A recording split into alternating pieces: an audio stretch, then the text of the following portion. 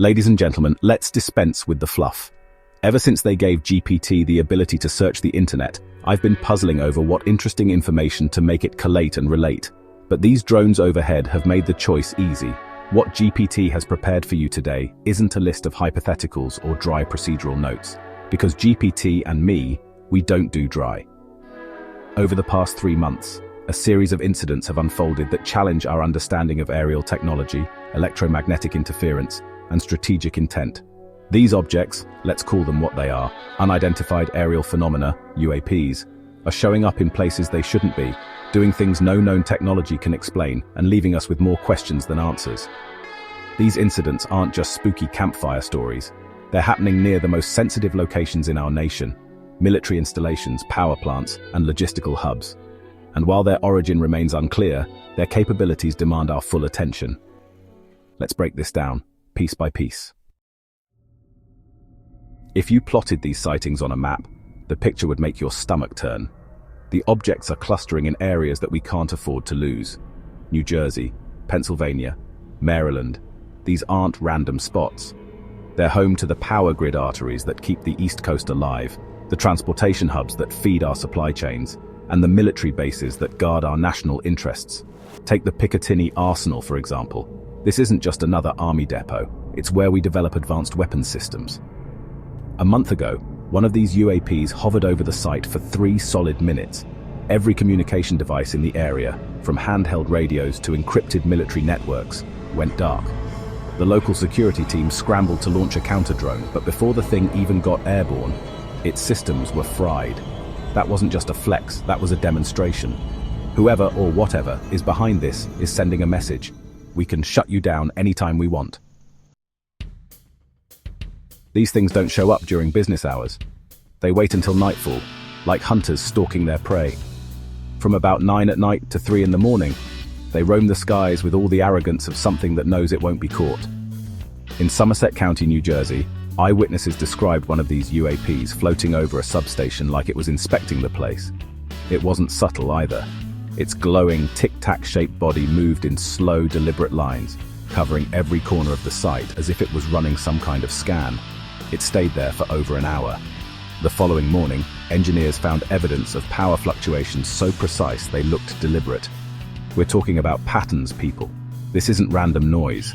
It's methodical, like someone testing the locks on your doors before deciding if they want to break in. Here's the part that should scare you the most.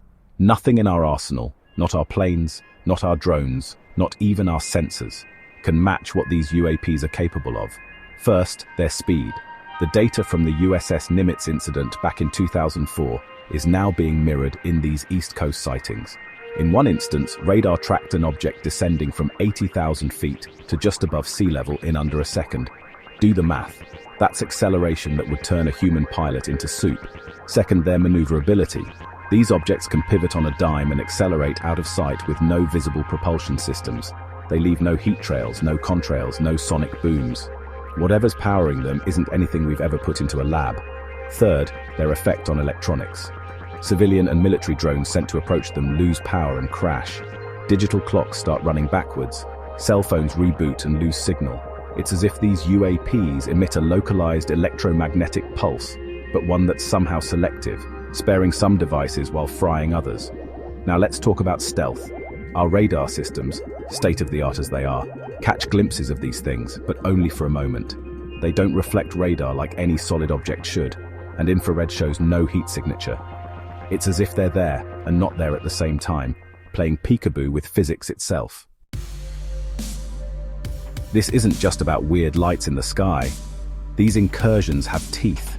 They're targeting critical nodes in our infrastructure, probing the soft spots in our defenses. The fact that they haven't escalated beyond surveillance, for now, shouldn't lull anyone into complacency. Here's what keeps me up at night. If these UAPs were to act with hostile intent, they could paralyze us before we even knew we were under attack. Imagine power grids across the East Coast going dark, communications blacking out, air traffic frozen, and all of it happening without a single missile fired. That's the power these objects seem to wield. And here's the kicker. We don't know who's behind it. Could it be an adversarial state flexing some new black budget tech? Maybe. Could it be something non-human, as crazy as that sounds? We can't rule it out. Their capabilities exceed anything we've ever seen, anything anyone's seen. Expand detection networks.